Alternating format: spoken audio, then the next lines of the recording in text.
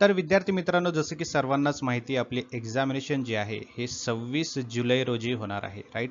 आणि 26 जुलैपर्यंत किती दिवस उरले, तर आपल्याकडे फक्त 50 दिवस उरलेले आहेत, राईट. मग या 50 दिवसामध्ये तुम्हाला पूर्ण तयारी करायची आहे. तर पेपर टू कॉमर्स यामधून जर विद्यार्थी कोणी तयारी करत असतील तर त्यांच्यासाठी हा व्हिडिओ खूप महत्त्वाचा आहे. कारण 2025च्या परीक्षेमध्ये विचारले गेलेले PYQs आपण डिस्कस करणार आहोत आणि तेही युनिट वाईज करणार आहोत.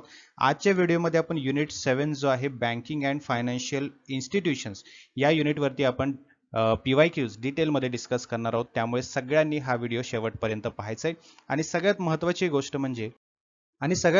गोष्ट म्हणजे येत्या 8 जून पासून आपली 50 डेज, ओके, 50 डेज बॅच सुरू होत आहे. पेपर टू कॉमर्स मधला संपूर्ण सिलेबस तुम्हाला लाईव्ह सेशन्समध्ये कव्हर करता येईल. त्यासोबतच तुम्हाला स्टडी मटेरियल मिळणार आहे, जसं की मॉक टेस्ट मिळणार आहेत, फुल सिलेबस नोट्स मिळणार आहेत, PYQs विथ एक्सप्लेनेशन.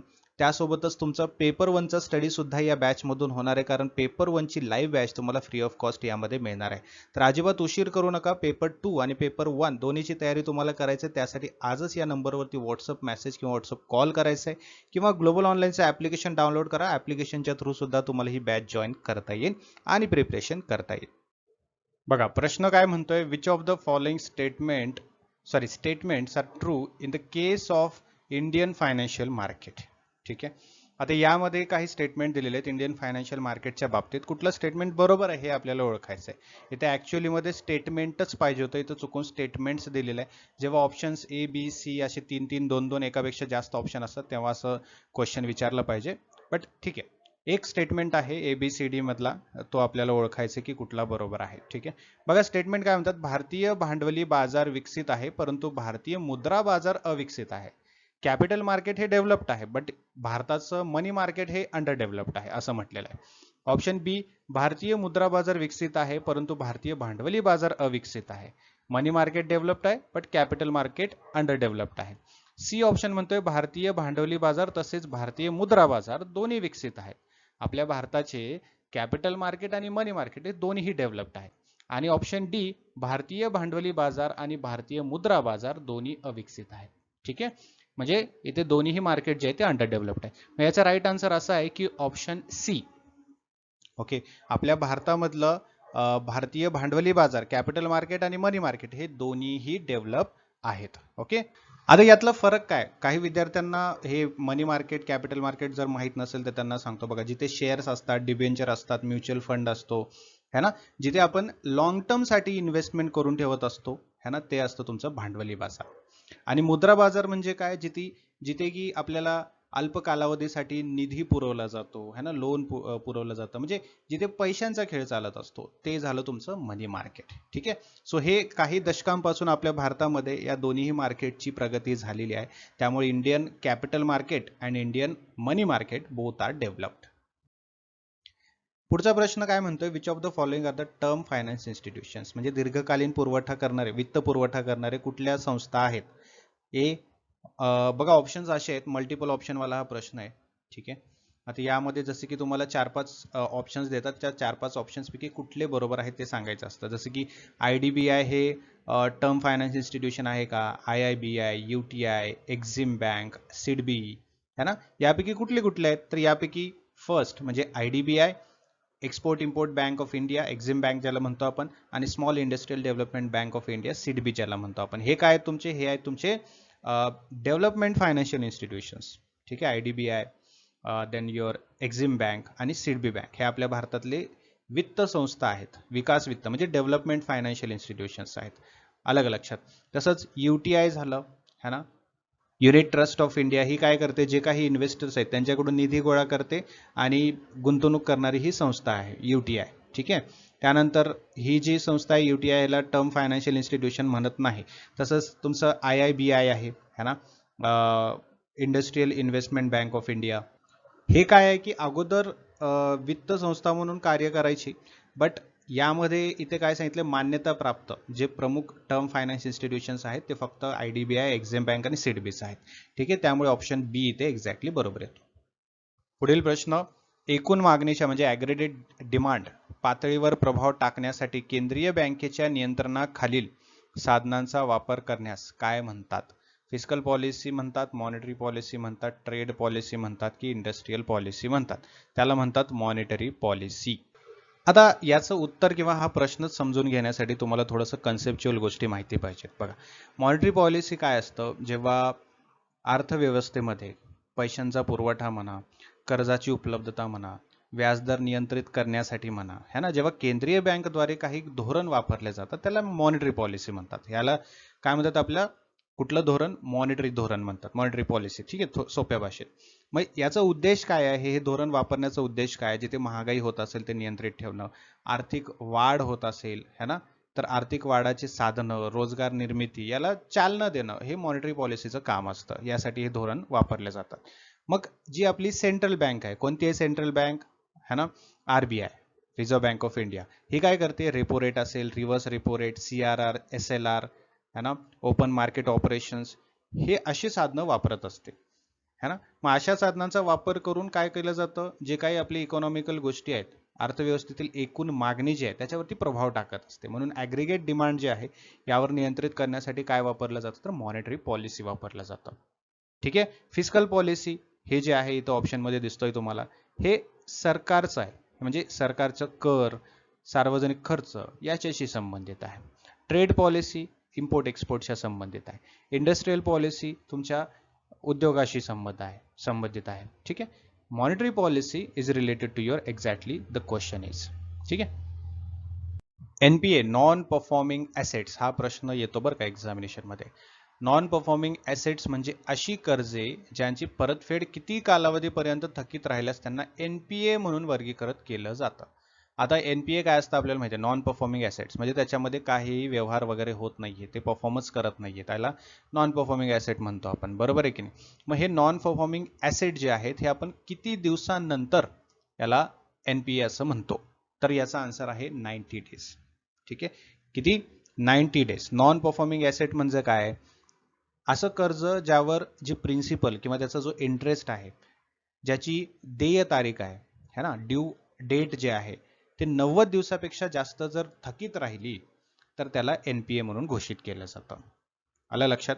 मग जेव्हा कर्जदार सलग 90 दिवसापर्यंत है ना व्याज भरत नाही, हप्ता भरत नाही, तर त्याला काय NPA म्हणून घोषित केलं जातं. ठीक आहे, नॉन परफॉर्मिंग ॲसेट्स म्हणून घोषित केलं जातं. Okay, so 90 days is the correct answer. पुढचा प्रश्न, which of the following is an apex institution providing credit facilities to rural and agricultural sector in India. आपल्या भारतामध्ये ग्रामीण असेल आणि कृषी असेल या क्षेत्रामध्ये जे काही पतपुरवठा केला जातो, क्रेडिट फॅसिलिटी दिले जातात, है ना, अशी कोणती सर्वोच्च संस्था आहे. सिडबी आहे, एक्झिम आहे, नाबार्ड आहे की NHB आहे. So that is NABARD. कुठली आहे, NABARD, national bank for agriculture and rural development, NABARD. ठीक आहे, याचं फुल फॉर्म नेहमी लक्षात ठेवायचं. Okay, NABARD is the bank or we can say the apex institution, जे की आपल्या ग्रामीण विकासासाठी, कृषी क्षेत्रासाठी सर्वोच्च वित्तीय संस्था आहे असं मानलं जातं. 1982 मध्ये ही स्थापन करण्यात आली होती. शेतकरी सहकारी बँक, त्यासोबतच RRBs आहेत, है ना, ग्रामीण विकास प्रकल्प असतील, याला एक आर्थिक सहाय्य पुरवत असते ही बँक. कुठली, नाबार्ड बँक. आलं लक्षात. त्यामुळे हे लक्षात ठेवायचं, फुल फॉर्म लक्षात ठेवा सगळ्यांनी. पुढचा प्रश्न बघा, which of the following statement is true in the case of NBFC. NBFC काय, नॉन बँकिंग फायनान्शियल कंपनीज. ठीक आहे. आता यासाठी तुम्हाला काय करावं लागेल, या प्रश्नाचं उत्तर तुम्हाला समजून घेण्यासाठी अगोदर NBFC काय आहे हे तुम्हाला माहिती पाहिजे, तेव्हाच तुम्ही सांगू शकाल ना की कुठलं स्टेटमेंट NBFCच्या बाबतीत बरोबर आहे की चुकीचं आहे. करेक्ट. NBFC जे आहे, नॉन बँकिंग फायनान्शियल कंपनी आहेत, हे एक्झॅक्ट बँक नसतात, नॉन बँकिंग आहे, हे बँक नसतात, बट हे सर्व काही इकॉनॉमिकल मॉनिटरी गोष्टी ज्या आहेत ते करत असतात. म्हणजे कर्ज पुरवठा करणं, गुंतवणूक, है ना, ॲसेट फायनान्स, मायक्रो फायनान्स, या सर्व गोष्टी करत असतात. ठीक आहे. आता NBFC मुळे काय होतं की समजा अशा बँका आहेत की ते जास्ती नाही आहेत, त्याच्यामुळे काय होतं, सर्व्हिसेस कमी पडतात.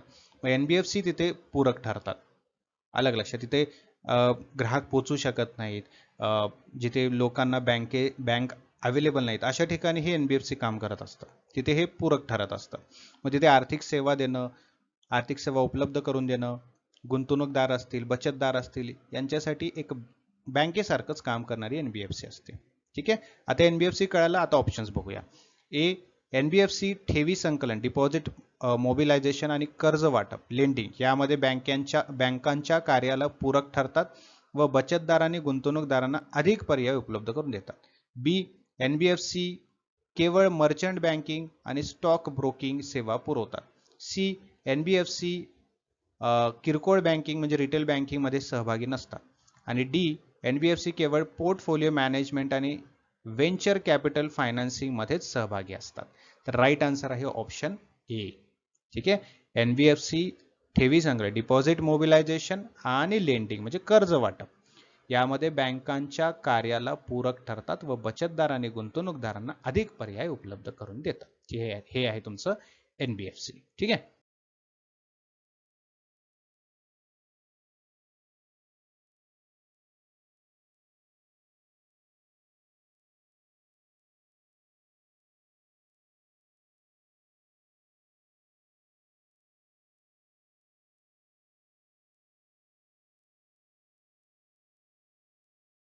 पुढचा प्रश्न, which of the following statements is true in case of regulation of the financial system in India.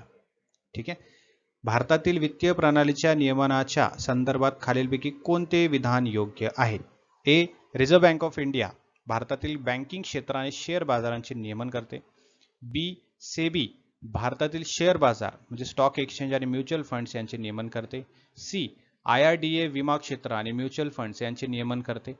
आणि डी, RBI संपूर्ण वित्तीय प्रणालीचे नियमन करते. तर राईट आन्सर आहे ऑप्शन बी, सेबी हे भारतातील शेअर बाजार है ना आणि म्युच्युअल फंड्स यांचे नियमन करते. ठीक आहे. आता यामध्ये तुम्हाला असं वाटत असेल की रिझर्व्ह बँक ऑफ इंडियाचं जे फर्स्ट ऑप्शन आहे ते का बरोबर नाहीये. Reserve bank of India रेग्युलेट्स the banking sector only, not stock exchange in India. समजलं का? स्टॉक एक्सचेंजचे नियमन सेबी करत असतं, RBI करत नाही. त्यानंतर तिसरा ऑप्शन सी, IRDA ह्यानं फक्त विमा क्षेत्राचे नियमन करत असतं, फक्त विमा क्षेत्राचं नियमन करत असतं, म्युच्युअल फंडचं करत नाही. आणि चौथा option RBI रेग्युलेट्स the entire financial system in India. Entire financial म्हटलं तर त्यामुळे इथं चुकतंय है ना. RBI महत्वाचे नियमन करते बट संपूर्ण वित्तीय प्रणालीचं नियमन एकटी करत नाही. ठीक आहे. त्यामुळे डी पण इथं चुकतो. पुढील प्रश्न, which of the following is the result of financial sector reforms. खालीलपैकी कोणता परिणाम वित्तीय क्षेत्रातील सुधारणांचा है ना आहे? ए, जागतिकीकरणामुळे इतर देशातून निधीचा ओघ इन्फ्लो ऑफ फंड वाढणे. बी, गुंतवणुकीच्या आर्थिक क्रियाकल्पामुळे गुंतवणुकीची झीज म्हणजे इन्व्हेस्टमेंट इरोजन होणे. सी, वित्तीय प्रणाली पूर्वीपेक्षा अधिक गुंतागुंतीचे बनले. आणि डी, वित्तीय व्यवहारामधील जोखीम वाढणे. सो ऑप्शन ए इथे एक्झॅक्टली बरोबर आहे, inflow of funds from countries due to globalisation. ठीक आहे.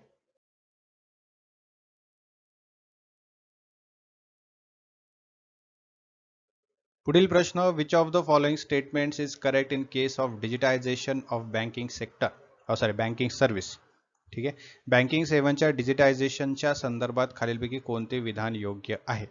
इंटरनेट बँकिंगमुळे व्यवहारांचा वेग, अचूकता आणि लवचिकता वाढली आहे. बी, मोबाईल बँकिंग हे इंटरनेट बँकिंगचे एक स्वरूप आहे. C, unified payment interface UPI हे फुल फॉर्म लक्षात ठेवा, ही अधिक गुंतागुंतीची प्रणाली आहे. इंटरनेट बँकिंग ही ॲप आधारित आणि अनियंत्रित अनरेग्युलेटेड बँकिंग सुविधा आहे. So what is it? Option A exactly बरोबर आहे. Internet banking has improved speed, accuracy and flexibility of transactions.